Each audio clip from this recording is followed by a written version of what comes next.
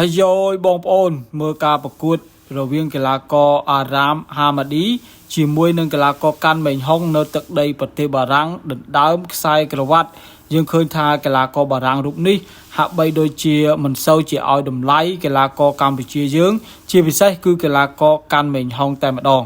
បងប្អូនប្រិមិត្តប្រហែលជាបាន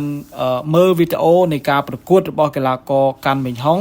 ជាមួយនឹងកីឡាករអារ៉ាមហាម៉ាឌីរួចមកហើយបាទនៅទឹកដីប្រទេសជប៉ុននៅទឹកដីប្រទេសបារាំងបងប្អូនបាទយើងឃើញថាការប្រកួតកីឡាករកាន់មេងហុងមិនទាន់ជាចេញបច្ចេកទេសស្នៀតអាវុធអីណាផងបាទយើងសន្លប់បាទរបស់កីឡាករ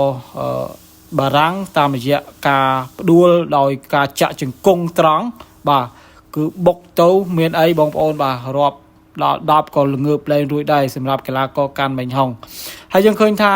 ការប្រកួតនេះបាទឱកាសរបស់កីឡាករកាន់មេងហុងមានហើយប៉ុន្តែយើងមើលទៅអំពីកីឡាករកាន់មេងហុងណាហាក់បីដូចជាគាត់រៀងចាញ់ស្រាប់គេបាទខ្ញុំមើលទៅបែបនេះបងប្អូនយល់យ៉ាងណាដែរបងប្អូនយល់ថាកីឡាករកាន់មេងហុងគាត់ចាញ់ស្រាប់គេឬក៏យ៉ាងណាបាទបើចំពោះខ្ញុំមើលទៅដូចរៀងចាញ់ស្រាប់គេអីចឹងណាព្រោះថាទៅរាល់ដងការចេញទៅប្រកួតនៅក្រៅប្រទេសរាល់ដងបងប្អូនឃើញហើយបាទគឺថាអ្នកគ្រប់ត្រអាចនិយាយបានថាអ្នកដឹកនាំកីឡាករប្រម៉ូទ័ររបស់យើងគាត់ទៅរឿងច្រើនបាទ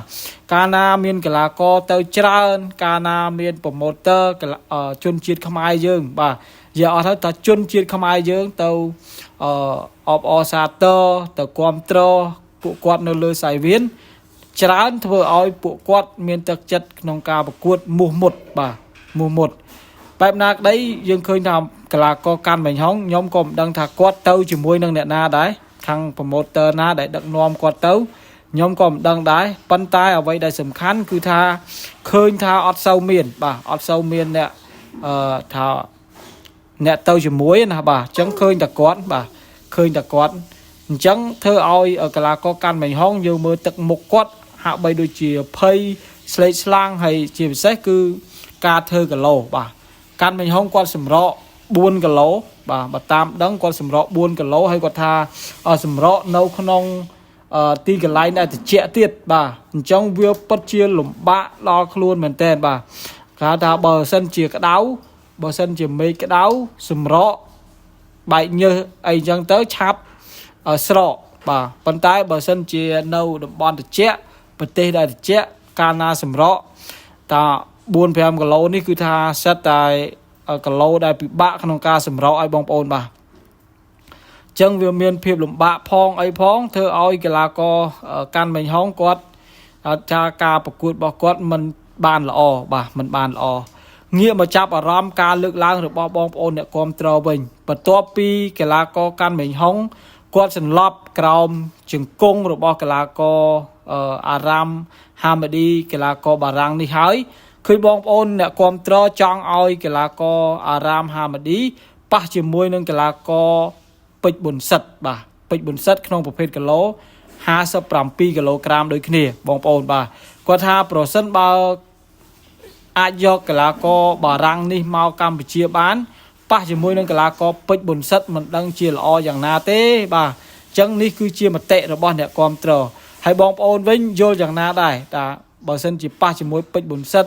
ឬក៏ប៉ះជាមួយនឹងកីឡាករណាផ្សេងទៀតបងប្អូនយល់យ៉ាងណាដែរបើអាចប៉ះជាមួយនឹងពេជ្រប៊ុនសិតក៏ល្អដែរបងប្អូនបាទព្រោះចង់បំបាក់ក៏ដូចជាចង់ឲ្យកីឡាកររូបនេះបាទបារាំងរូបនេះស្គាល់ពីគុណខ្មែរដែរព្រោះពេលដែលយើងទៅប្រទេសគេយើងមើលទៅឃើញគេដូចជាមិនសូវជាឲ្យតម្លៃយើងមិនបានយើងថាអត់ឲ្យតម្លៃយើងគ្រាន់តែកីឡាកររូបនេះចាក់ជង្គង់ចំកីឡាករកាន់មេងហុងផ្លឹបកាន់មេងហុងដួលជ្រុបគាត់កន្លងចាន់កាន់មេងហុងទៅឈរលើសាយវៀនបាទសុំការគ្រប់គ្រងតែម្ដងបាទគណៈដែលសូម្បីលោកកញ្ញាកដាក៏ដេញចេញដែរបាទធ្វើមើលទៅរឿងអត់សូវសមណាបងប្អូនបាទគាត់ថានេះក៏អាចថាមកពីគាត់សบายចិត្តជ្រុលពេកឬក៏បង្កើតលក្ខណៈថាបង្ហាញនៅអាការៈដែលសบายចិត្តនៅពេលដែលខ្លួនអាចផ្ដួលដៃគូបានមិននឹកស្មានដល់ណាបងប្អូនបាទអញ្ចឹងនេះក៏ជាការយល់ឃើញរបស់ខ្ញុំទេបាទ ហើយបងប្អូនយល់យ៉ាងណាដែរតាក់ទងជាមួយនឹងកីឡាករបារាំងរូបនេះបាទវីដេអូនេះសូមបញ្ចប់តែប៉ុណ្ណេះសូមអរគុណសូមជម្រាបលា